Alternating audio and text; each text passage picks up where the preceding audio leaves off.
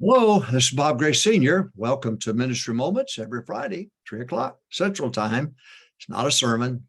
I'm not going to stomp my foot or spit and foam, I don't think, at the mouth, and just try to give you some helpful hints that might be a blessing and a help to you. Today, I want to talk to you about Sunday school. Sunday school. Mrs. Hiles said about Brother Hiles, he has always been a Sunday school man. In the church over here in Marshall, Texas, they tore the building. Our men helped them, tore that building down with Ray Young, and then took it and reassembled it up in Hammond. She told me that they took the auditorium and ran curtains. I'll get it right in a minute. And put curtains up and divided up the auditorium into Sunday school class. Always been a Sunday school man.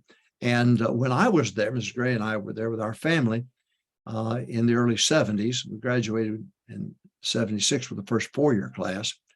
And she was Dr. Evans' secretary, and I eventually began to work at the college before I went to Bourbonnais. But back in those days, there were 800 Sunday school classes at First Baptist Church of Hammond. They averaged 20 to 25 apiece. Now, there were large auditorium classes, and they couldn't help it with so many people getting saved, so many people coming and so on. So the large auditorium class, but there were 800 classes that ran 20, 25 apiece. That's 16, 17,000 people. That doesn't include the large one. The A Sunday School would shock you. The bus ministry of the A Sunday School ran 20 and 25. Now, Jojo Moffat and Roy Moffat are crazy, but they run 75 to 100. But honestly, the people before the college ever got started was the largest Sunday school in the world. But that was before the college even got started. And all the B and the C Sunday school and D Sunday school and so on, all of that came about because of the fact, the influx of so many college students. And we were fortunate, my wife and I, to be a part of the A because she was Dr. Evans' secretary and so on. So the Sunday school is what Brother Hiles was known for. He wasn't known for the world's largest church. He was known for the world's largest Sunday school and received an award from Elmer Towns for that. Again, this is just as the college was getting started. This had already happened. Now, let me talk to you about Sunday school, some things that I observed from Brother Hiles from being there, part of that, and then implementing as my ministry. I'm in my 50th year. So let me give you some thoughts here about Sunday school. Number one, the pastor must be the Sunday school superintendent. Don't give that up. Don't give that to a staff member. Don't give it to anybody. The pastor must be the Sunday school superintendent. He has to be, and don't give up that job. Number two, departmentalize and have a graded Sunday school. Departmentalize a graded Sunday school, first grade, second grade, third grade. And then if you want to have, I was in a church really growing, and they had first grade East and first grade West. And so they were beginning to geographically divide it up, but it was still first grade. So departmentalize a graded Sunday school, have a graded Sunday school and departmentalize, and have department superintendents, and have department superintendent meetings and weekly teachers and workers meetings and so on. Very important. The churches who grew in the 60s, 70s, 80s were organized. They had organized. Sunday school was the heartbeat. Sunday school was the foundation. You broaden the foundation, and the taller the building. The broader the foundation, which is Sunday school, the taller the building. So I said, number one, pastor must be the Sunday school superintendent. I'm talking about Sunday school now. Number two, departmentalize a graded Sunday school. Number three, have weekly teachers and workers meeting without fail. Weekly teachers and workers meeting. We did Wednesday night before the Wednesday night Bible study because we had choirs. So we had all the choirs for all the children. So the kids had a place to go, and they were learning music and so on. And we'd let them sing in the main auditorium too, once a month. So I said, number one, the pastor, we're talking about Sunday school now. The pastor, and all great churches were built on great Sunday schools. Number one, pastor must be the Sunday school superintendent. Number two, departmentalize a graded Sunday school. Number three, weekly teachers and workers meeting is mandatory. It has to be there. It has to be there. And the pastor's got to lead that meeting every Wednesday night. I suggest Wednesday night. That's what we did. That got people back for the Wednesday night Bible study, but also gave the kids a chance to be in graded choirs. And we would let them sing once a month, and it was good. Okay, Sunday school. The topic is Sunday school. Pastor must be the Sunday school superintendent. Departmentalize our graded Sunday school. Weekly teachers and workers meeting. Number four, the broader the base, the taller the building. The broader the base, the taller the building. The more small Sunday school classes you have, the bigger the building will be, the greater the support or the foundation of it. You got that? I said, number one, the pastor must be the Sunday school superintendent. Number two, departmentalize our graded Sunday school. Number three, you must have weekly teachers and workers meeting. Number four, the broader the base, the taller the building. Number five, keep Sunday school classes small. I travel, I preach, and the pastor say, I can't get my teachers to visit. Well, good grief. You got 100 people on the roll. There's no reason. It's impossible. So we're making a big mistake. Got to keep the Sunday school classes small. So if they're 12 and under, number wise, then they'll be able to visit. They'll be able to keep accurate records, be able to visit absentees and visit regulars. So that's going to be a possibility if we keep the small classes small. But if we don't do that, and by the way, you're more apt to grow the teacher if the class is smaller.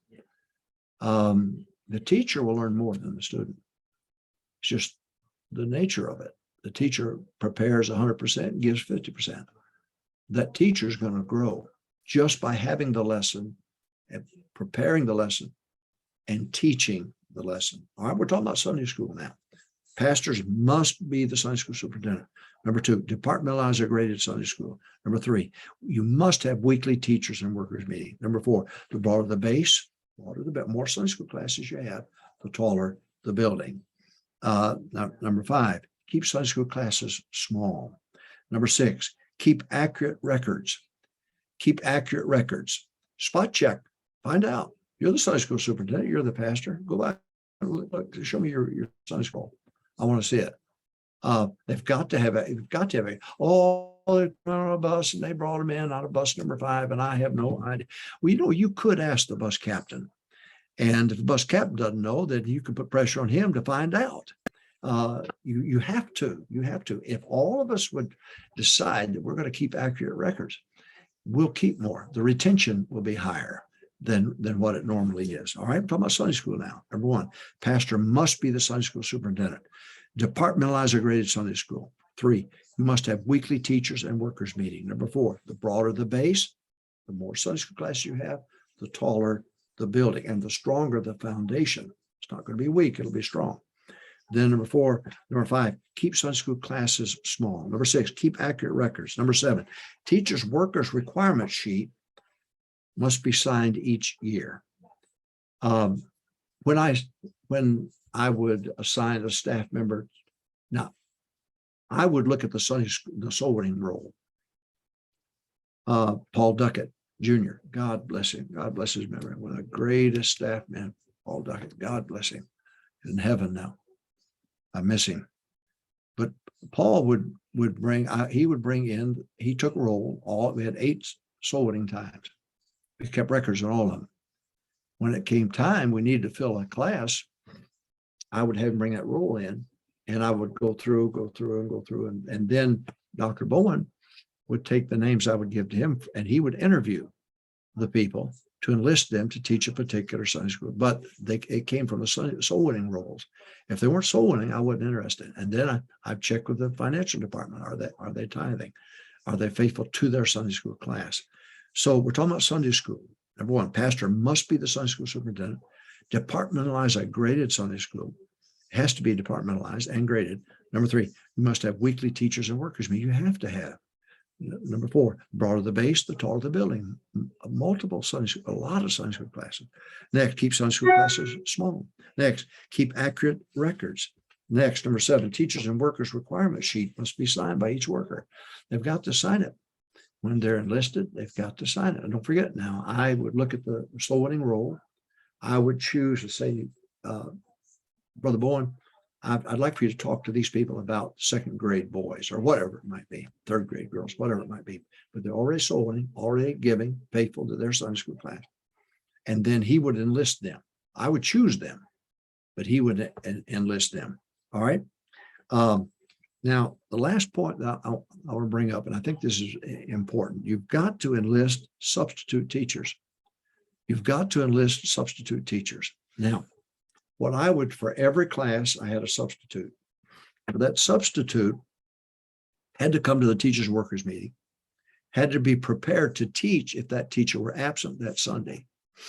That helps me in a myriad of ways.